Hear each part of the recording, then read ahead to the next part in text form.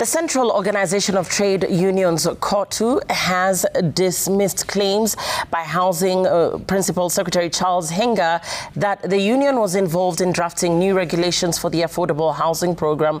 The regulations, which controversially allow the housing levy to fund markets and other social infrastructure, have drawn sharp opposition. Cotu Secretary General Francis Atwoli insists that the umbrella union was not properly involved in crafting the new rules.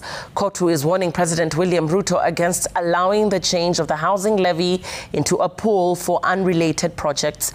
Willie Lusige reports. A storm is brewing over the affordable housing program. Cotu has rejected claims by Housing Principal Secretary Charles Hinga that it was involved in drafting new regulations that now controversially permit the housing levy to bankroll not just houses but markets and social amenities.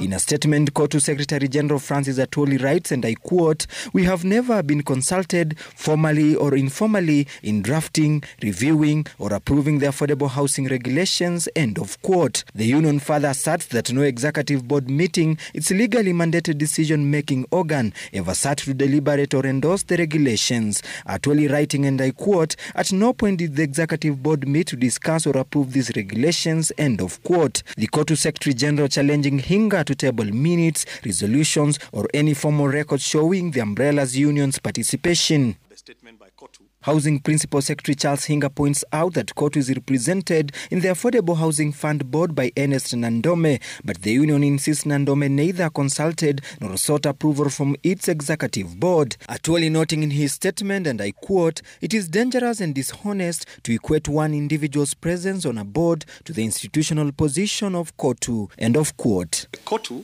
is one of very few organizations that had the privilege of drafting the act and drafting the regulations. In fact, they are represented in person. Tabled in Parliament on April 30th and still stuck at the Attorney General's office, the new affordable housing regulations spell out operational guidelines for the implementation of the Housing Act, including a controversial clause which states the board may develop associated social infrastructure in every affordable housing scheme, including health facilities, educational institutions, police posts, markets, and waste management infrastructure.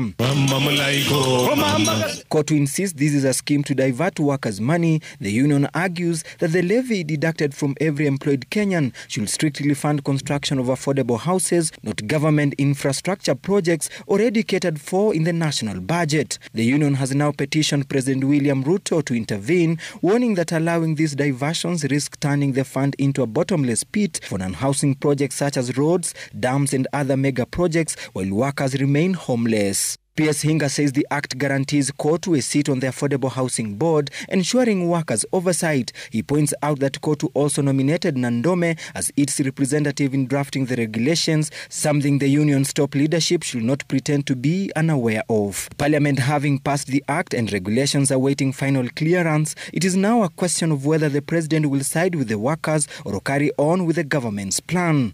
Willie Lusige, Citizen TV, Nairobi.